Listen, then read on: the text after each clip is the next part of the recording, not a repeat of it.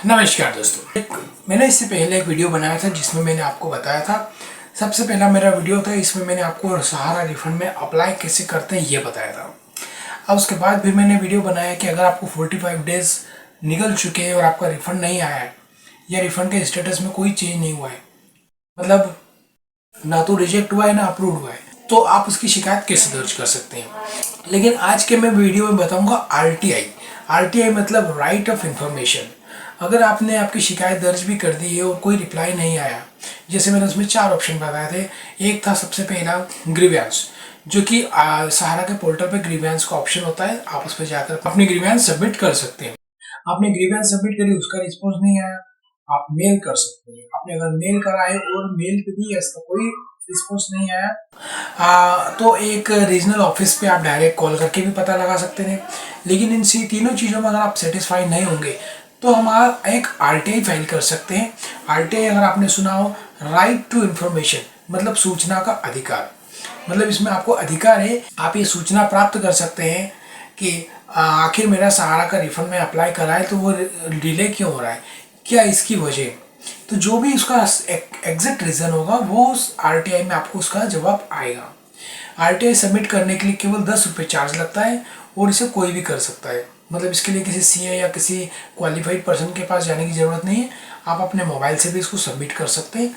इसकी मैं आपको फुल प्रोसेस अभी इसी वीडियो में बताने जा रहा हूँ। अगर आपको वीडियो अच्छा लगे तो प्लीज़ लाइक और सब्सक्राइब कीजिएगा, और अगर आपको कुछ क्वेश्चन हो तो आप कमेंट बॉक्स में प्रश्न कर सकते हैं। लेकिन ये आपको प्रोसेस 45 डेज़ का वेट करने के बाद ही करना है, क्योंकि 45 डेज तक तो वैसे भी हमको टाइम का एक बाउंडेशन दे रखा है कि आपको 45 दिन तक वेट करना है।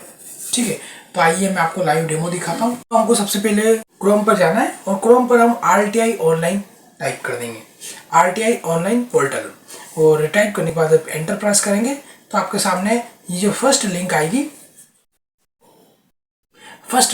इस पर आपको क्लिक कर देना है। जैसे आप इस पर क्लिक करेंगे तो आपके सामने एक आरटीआई का होम पेज आ जाएगा। अभी आपका होम पेज आ गया।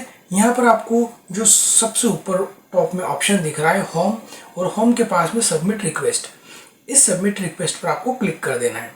जैसे आप क्लिक करेंगे तो यहाँ पर एक गाइडलाइन का पेज ओपन हो जाएगा। इस गाइडलाइन के पेज को आप चाहें तो जो इन्फॉर्मेशन है वो रीड भी कर सकते हैं, और आप नहीं भी रीड करना चाहें तो आप सीधे इसके बॉटम में जाएंगे, मतलब नीचे जाएंगे, और यहाँ आपको only I have read and understood above guideline पर आपको टिक लगाना है और सबमिट पर क्लिक कर देना है। जब आप सबमिट पर क्लिक कर देंगे तो आपके सामने आरटीआई का एक फॉर्म ओपन हो जाएगा। इस फॉर्म को आपको फिल करना रहेगा।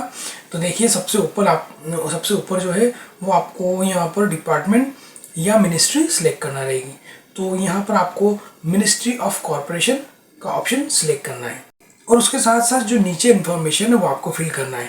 यहाँ नीचे जो इन्फॉर्मेशन दी गई है उसमें आपको कोई दिक्कत नहीं है, वो तो आप खुद भी फिल कर लेंगे, जैसे email ID, name, gender, address. Okay, और तो मैं आपको यहाँ ऊपर मिनिस्ट्री कौन से सिलेक्ट करना है पहले वो बता देता हूँ। तो मिनिस्ट्री जो सिलेक्ट करना है वो मिनिस्ट्री ऑफ कॉर्पोरेशन सिलेक्ट करना है। तो यहाँ जो आपको मिनिस्ट्री ऑफ कॉर्पोरेशन का ऑप्शन सिलेक्ट करना है, मिनिस्ट्री का ऑप्शन आप सिलेक्ट करेंगे, और जो नीचे है वो ऑटोमेटिकली आपको सेम ऑप्शन दिखाएगा, मिनिस्ट्री ऑफ कॉर्पोरेशन, मतलब सिलेक्ट पब्लिक अथॉरिटी। अब बाकी इन्फॉर्मेशन आपको फिल कर देना है। अब मैं आपको लास्ट की जो चीज़ें है वो बताता हूँ, और लास्ट में बातें हम सीधे यहाँ पर, मैं आपको यहाँ लिखना है क्या है वो आपको बता देता हूँ। यहाँ पर आपको लिखना है कि आई एम एन इन्वेस्टर, मैं एक इन्वेस्टर हूँ इन सहारा इंडिया, मतलब सहारा इंडिया में मैंने इन्वेस्ट किया था, और I have applied for refund, मैंने रिफंड के लिए अप्लाई किया है। थ्रू किसके थ्रू करा था हमने? CRCS, हमने CRCS के थ्रू रिफंड के लिए अप्लाई किया है। और जो मेरा क्लेम है, माई क्लेम रिक्वेस्ट नंबर, जो भी आपका क्लेम का रिक्वेस्ट नंबर होगा वो आपको यहाँ पर डालना है। और भी आप जानकारी डाल सकते हैं, जैसे आप डेट डाल दीजिए, आपका पेन आधार नंबर भी डाल सकते हैं। और इसके बाद आपको लिखना है डिस्पाइट फॉलोइंग, मैंने सारी प्रोसेस को फॉलो कर लिया लेकिन अभी तक मुझे मेरा रिफंड नहीं मिला है, तो मुझे मेरे रिफंड की जानकारी चाहिए कि आखिर रिफंड क्यों नहीं मिल पा रहा है। और आपने जो एप्लीकेशन है उसका करंट स्टेटस क्या है वो भी लिख सकते हैं। और एक्सपेक्टेड टाइम लाइन, मतलब अगर अभी रिफंड नहीं, जैसे 45 दिन का टाइम पीरियड है, अगर 45 दिन में नहीं हुआ है तो कब तक रिफंड मिलेगा, ये भी आप उसमें लिख दीजिए, तो आपको इसका भी रिप्लाई मिल जाएगा कि आखिर जैसे किसी किसी का 1 साल हो गया, किसी के 6 महीने हो गए, तो आखिर कितना समय लगने वाला है। और नीचे आप ये भी लिख सकते हैं रीज़न, इसका रीज़न क्या था। मतलब 3 मेन पॉइंट हो गए, आपका अभी करंट रिफंड का स्टेटस क्या है, सेकंड कब तक आपको रिफंड मिलेगा, और थर्ड आखिर डिले क्यों हो रहा है। तो